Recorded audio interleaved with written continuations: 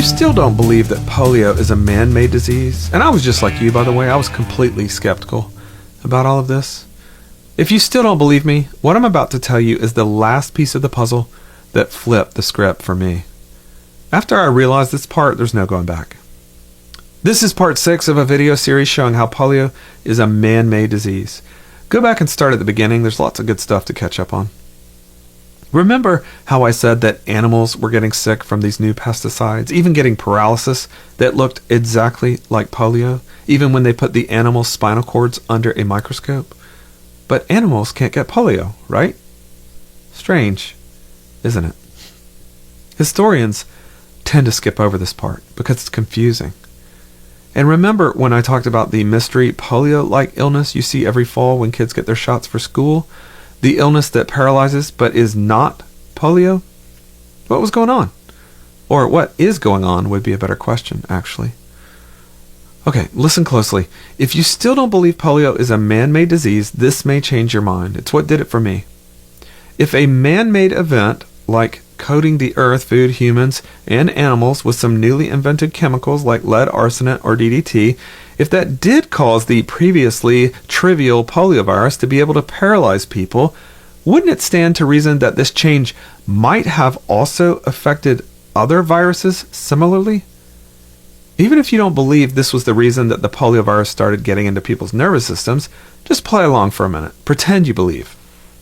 If all the pesticides and insecticides we started ingesting in the late 1800s opened the way for the poliovirus to get into our nervous system and paralyze us, might those insecticides and pesticides also have given some other viruses that same ability?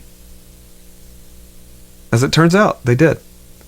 They gave other viruses that same ability.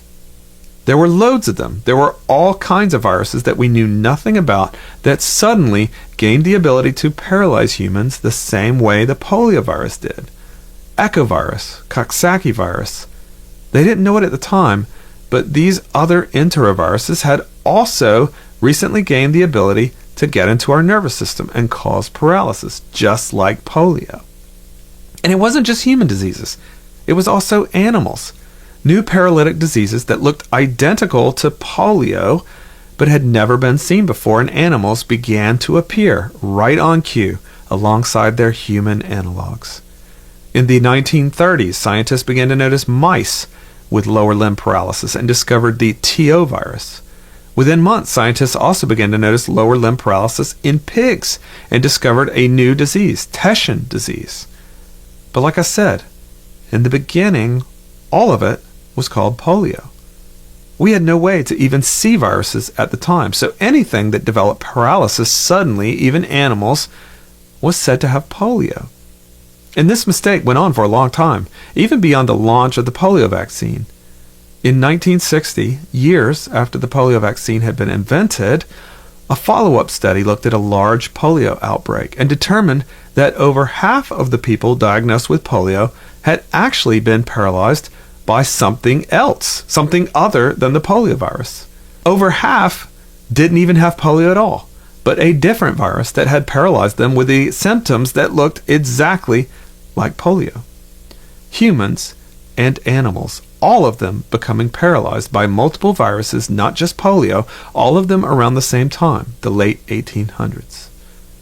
You have to admit, if polio wasn't due to a man-made cause, it would have to be a truly incredible coincidence for a number of different viruses in both animals and humans to all mutate at the same time in such a way to cause the exact same problem, paralysis. If you've never heard this story before, and I'm assuming many of you never have, I get it. This is very hard to accept. Polio, like a few other lesser-known viruses, was only able to paralyze because of something we did. And in fact, we are still doing these things in some parts of the world right now that causes the completely trivial poliovirus to paralyze people. It is truly a horrible tragedy when you see pictures of the suffering that polio can cause and realize that it could have been avoided. I realize that this is so different than what you've been told your whole life. For me, once I took an honest look at the facts of the story, it became impossible for me to believe anything other than polio, just like all the other viruses that began to paralyze humans and animals around that time, was a man-made disease. I know what you're thinking. There's one more thing that you can't quite figure out. One more thing you want to know, right? You want to know, but how did the vaccine work so good? If there were all these other diseases that were paralyzing us, how did the polio virus vaccine end the problem? Doesn't make sense, does it? Where did all the iron lungs go? Where did the children embraces go? This was the absolute hardest thing for me to square. I fought tooth and nail against it for years because it wasn't the story I'd been told. It wasn't the story I wanted to be true. If I were to answer that question, you wouldn't believe me. I didn't believe it for years. If you really want to know, you're going to have to read my book, The Moth and the Iron Lung, where I tell everything, all the parts I skipped in this short video series. It's an incredible tale that I assure you is much more interesting and horrible than the story we were taught as kids. Thank you for watching my incredible opinion on polio, and I hope that you will watch some of my other videos about similar stories that we've been taught incorrectly. And make sure you read my thorough, entertaining book on polio, The Moth and the Iron Lung. You will thank your future self that you did. And that is my incredible opinion.